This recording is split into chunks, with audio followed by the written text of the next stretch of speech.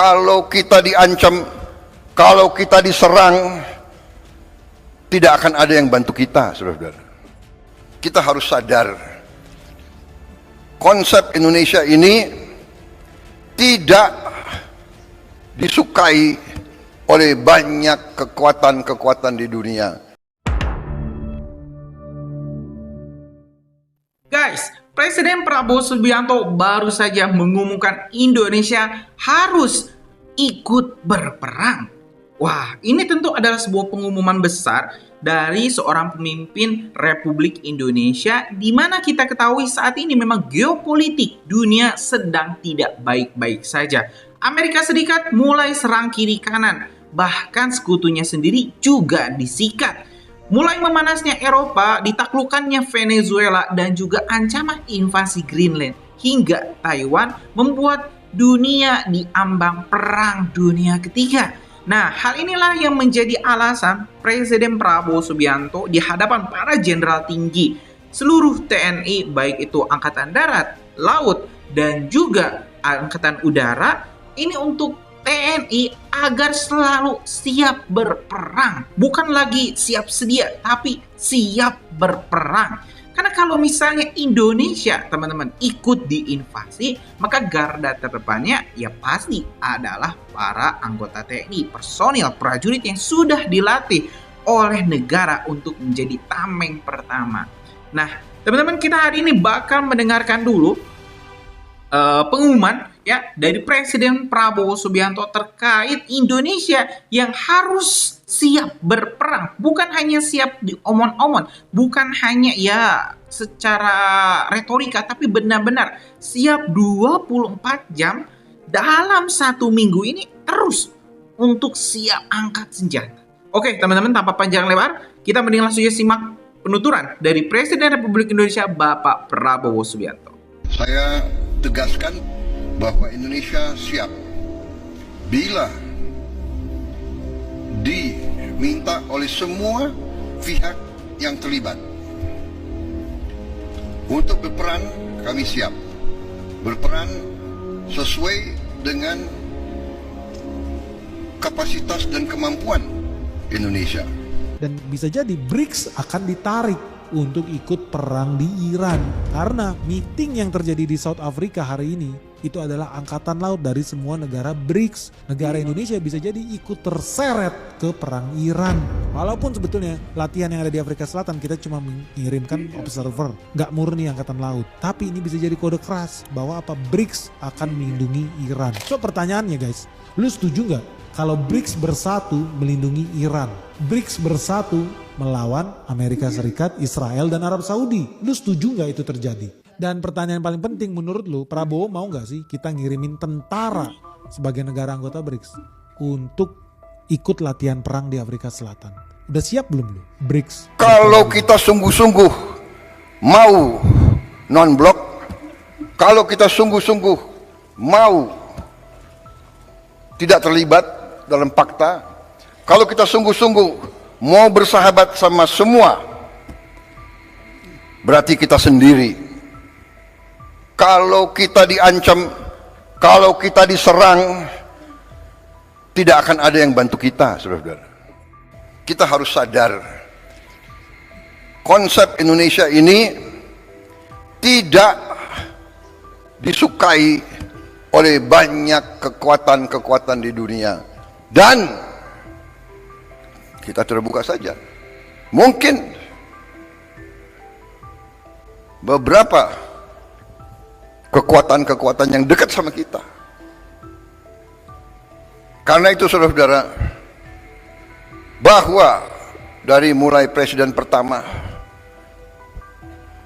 kita Indonesia, tapi seluruh dunia berada di tengah perang ideologi besar.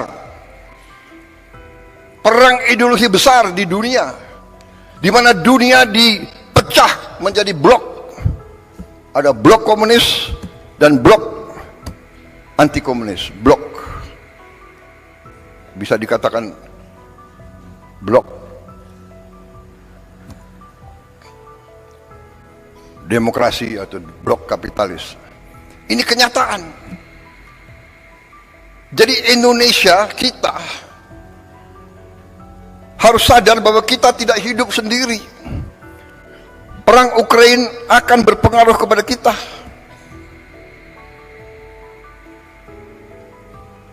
Peristiwa di Gaza berpengaruh kepada kita. Saudara-saudara.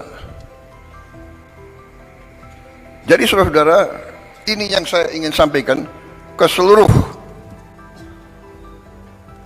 barisan pemerintahan. Marilah kita waspada. Marilah kita mengerti tantangan-tantangan yang ada di dunia ini. Saudara-saudara, saya baru pulang dari Eropa. Saya ketemu tokoh-tokoh dunia. Saya hadir di Davos. Puluhan kepala negara hadir. Hampir semua merisaukan pecahnya perang dunia ketiga. Kita di sini menghadapi tantangan, ya, perubahan iklim mengakibatkan kita menerima banyak bencana dan sebagainya. Tapi sekarang di tingkat dunia mengkhawatirkan akan terjadi perang dunia ketiga. Saudara-saudara, ada simulasi. Kalau terjadi perang dunia ketiga nuklir, kita yang tidak terlibat saja pasti kena. Kita akan kena partikel-partikel radioaktif. Mungkin ikan-ikan kita nanti akan terkontaminasi semua. Akan terjadi nuclear winter. Karena debunya akan menutup matahari. Dan menutup mataharinya tidak 1 tahun, tidak 2 tahun, tidak 3 tahun. Para ahli mengatakan bisa winternya itu puluhan tahun. Ini yang dibicarakan di dunia. Karena itu saya jalankan sebagai mandataris meneruskan warisan pendiri-pendiri bangsa kita. Saya menjalankan politik luar negeri yang menganut tetap garis kita bebas aktif tapi non-aligned, non-block. Kita tidak akan ikut fakta militer manapun.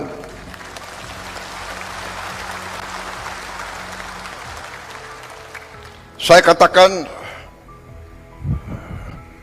filosofi luar negeri saya adalah 1000 kawan terlalu sedikit, 1 lawan terlalu banyak.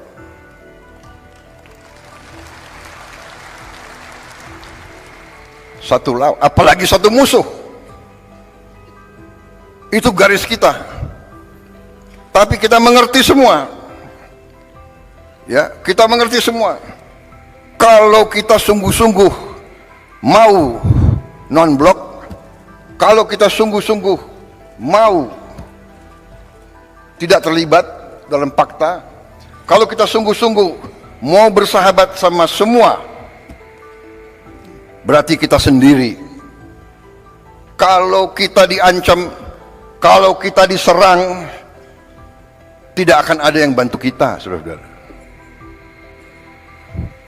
Percaya sama saya, nobody is going to help us. Karena itu dari awal Bung Karno mengatakan kita harus berdiri di atas kaki kita sendiri. Dan Panglima Besar kita yang pertama, Panglima Besar Sudirman, mengajarkan kepada kita harus percaya kepada kekuatan kita sendiri. Saudara-saudara, dengan segala hormat kepada para pakar yang pandai dan pintar, yang punya banyak gelar, saya hormati mereka. Tapi dunia ini adalah keadaan nyata, bukan keadaan ideal. Saya selalu mengingatkan, mengajarkan yang berlaku di dunia ini sekarang adalah yang kuat akan berbuat apa yang mereka kehendaki. Yang lemah akan menderita. Itu yang kita lihat hari ini. Kita lihat di mana-mana. Jadi saudara-saudara, tugas saya sebagai presiden, sebagai pemegang kepercayaan rakyat yang disumpah, saya harus menjaga bangsa ini. Saya harus menjaga rakyat ini.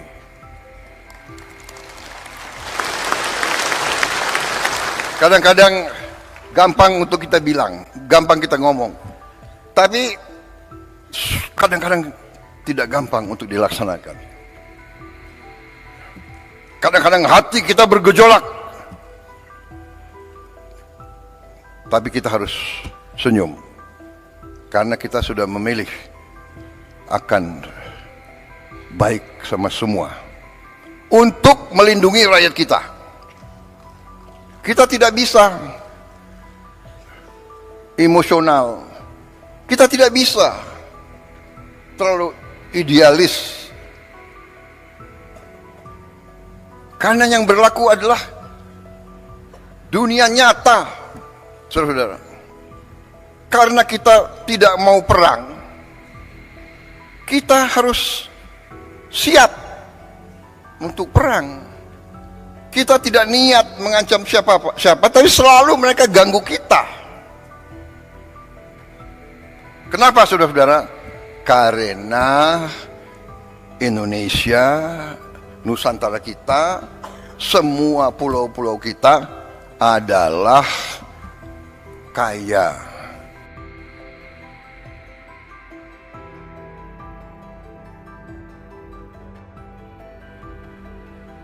Ya teman-teman, barusan sudah kita simak penuturan langsung pidato dari Presiden Prabowo Subianto di mana Indonesia tidak mau perang, karena itu kita harus siap berperang.